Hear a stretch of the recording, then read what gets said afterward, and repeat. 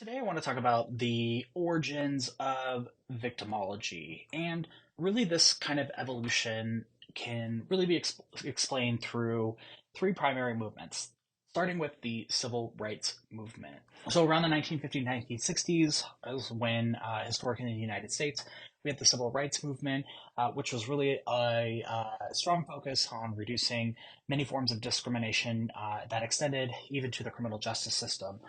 So at the time, the United States was going through major changes. For example, segregation, housing. Society was coming to the terms that we can no longer be racist and we can't continue to discriminate against different groups that do not look like the majority, predominantly white. And so, really, the civil rights movement changed a lot for the criminal justice system as well.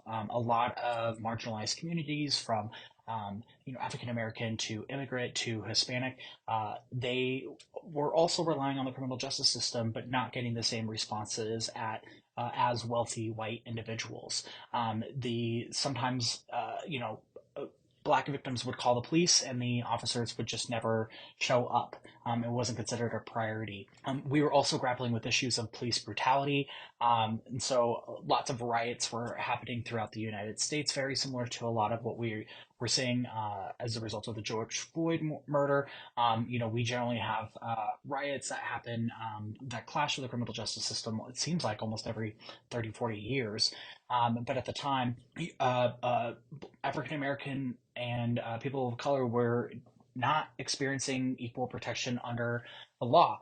And interactions with the police were pretty intense, and the system was not designed for protection for all. And we were also seeing very disparate sentences in terms of race, in that people of color were being sentenced at much higher rates and for longer periods of time. Around the same time, and in addition to a lot of the protests and reckoning in terms of how society was really treating people of color, we were also coming to the realization that we needed to improve responses to violence against women. So in the 1960s and 1970s, we had the women's movement, where there was a lot of protests and advocacy to really improve equality and services for women. And the women's movement really influenced the criminal justice system in two primary ways. So as a result of Women's Lib, they really started to advocate for the repeal of marital exemption laws, which essentially is laws that were basically saying if you were married,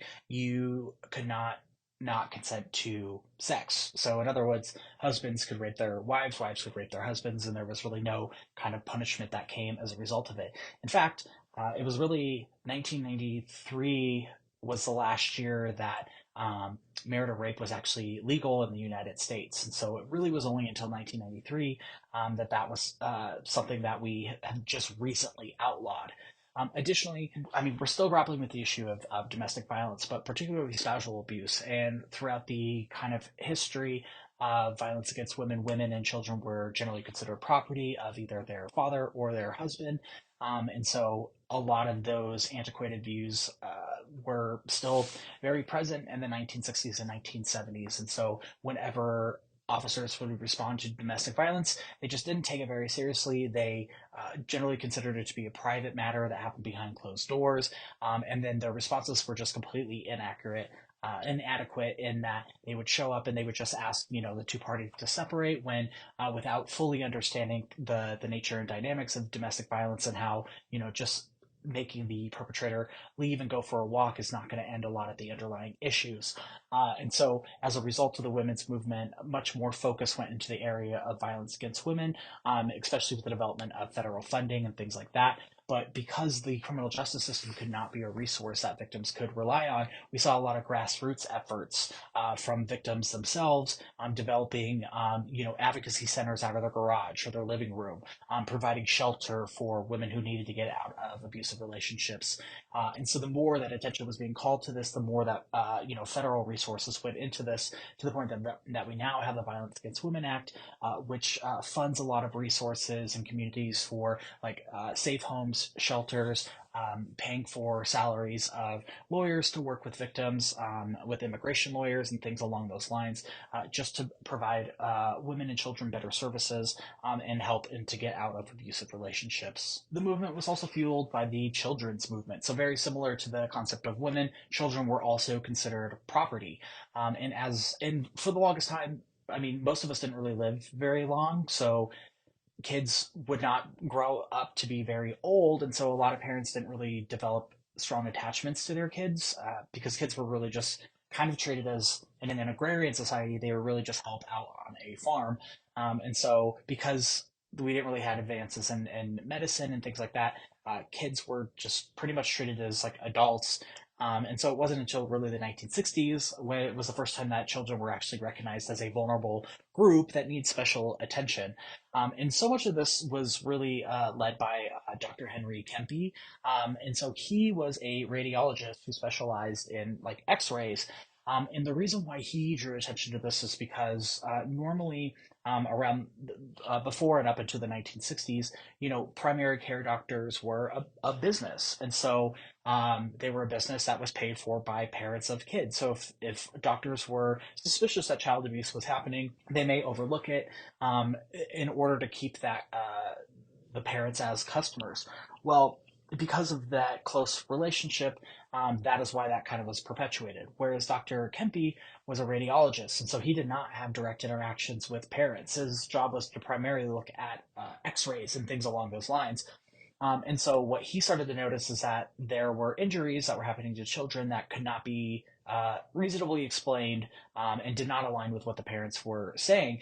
And so he coined this term, battered child syndrome. And this is characteristics of children that have suffered tremendous abuse, especially physical abuse by parents and caregivers. And so, because he was a radiologist that didn't need to maintain these relationships with the parents, he was the one that really called attention to the idea that parents were abusing children. And so, that we needed to create better rights and services for when when children become victims of crime. At the turn of the 20th century, around the 1900s, is when the United States actually started to collect data on crime in the United States. And so we had something. It wasn't called the Uniform Crime Report, but it's what created the Uniform Crime Report.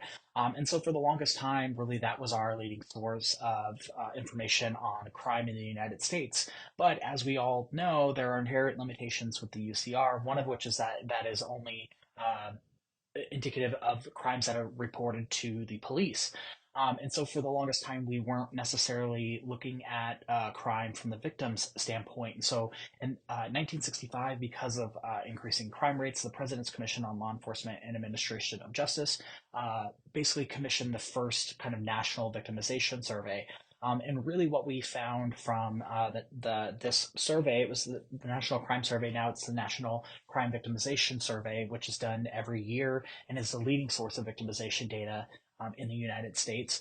It found exactly that half of the crimes that were like half of the crimes that happened in the United States simply did not come to the attention of the police. And so, really, just relying off the UCR, we recognized that we were only capturing about 50% of the crimes that were actually happening. Other findings found out that victimization was occurring much more often than reported, and that victims had a really strong distrust of the criminal justice system. And this goes back to the civil rights movement, the women's movement, the children's movement. The criminal justice system was not designed for victims, yet the criminal justice system needs victims to serve as witnesses to hold perpetrators accountable.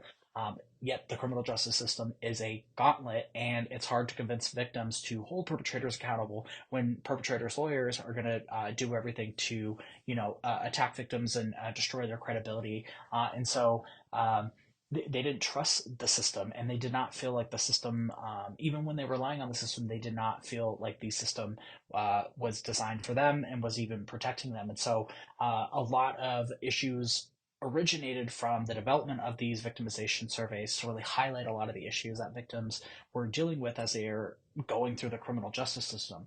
So much so that it actually led to the development of the Victims' Bill of Rights, which is still a very prominent resource that exists today. So around the 1980s was when we first started to see state level statutes that outlined victims' Bill of Rights. And so the thing to understand about victims' Bill of Rights is that victims have rights. When their rights are violated, there's not a whole lot of teeth into how to resolve that. But just in general, the criminal justice system has to abide by these basic um, statute obligations that center as rights of victims. So, for example, anytime someone is a victim of a crime, officers now will provide information and resources. So, if it is a victim of domestic violence, they may provide resources on where victim advocacy centers are, how to get a protection order, how to protect themselves, things like that. And so victims have a right to information. They have a right to understand what are the next steps after calling the police, what happens after someone is arrested, that next process. So they have a right to understand what is going on with their case, and they have a right to request that information.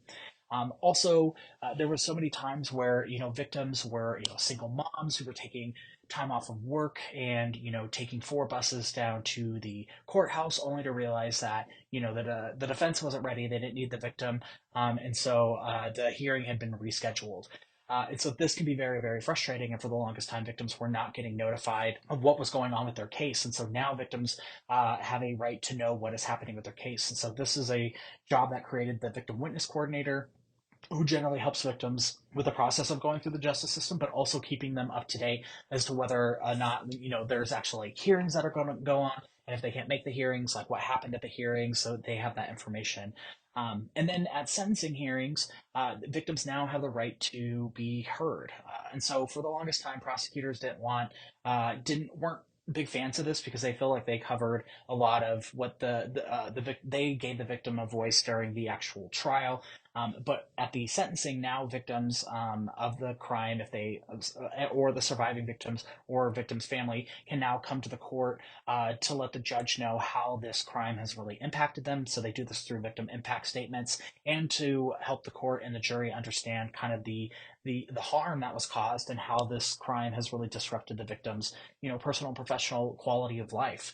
And so they have that right, and they also have a right to be heard at all CJ proceedings. So not only at sentencing, but also when there are parole hearings. And so whether or not the parole board is deciding whether someone should be able to go back out in public or be released from prison under supervision, victims can show up to those, or they have a right to be notified about those hearings, and they can show up and they can provide a voice of whether or not they agree or disagree with the parole board's recommendations. And then also, victims have a right to financial compensation. No one asked to become a victim of crime, and especially when that crime causes, monetary loss, property damage, injuries to themselves. These are all financial factors that victims did not ask for, and is the result of someone else's bad decisions. And so every state has what we call victim compensation, and so there are very strict criteria that victims have to abide by. Like generally, victims have to report the crime, they have to participate in the criminal justice system, but they are entitled up to a certain amount of funds that can cover things like funeral costs, medical bills, counseling, just helping victims in a time of need. And so victims do have a right to apply for that as long as their situation abides by the conditions that are outlined by state statutes.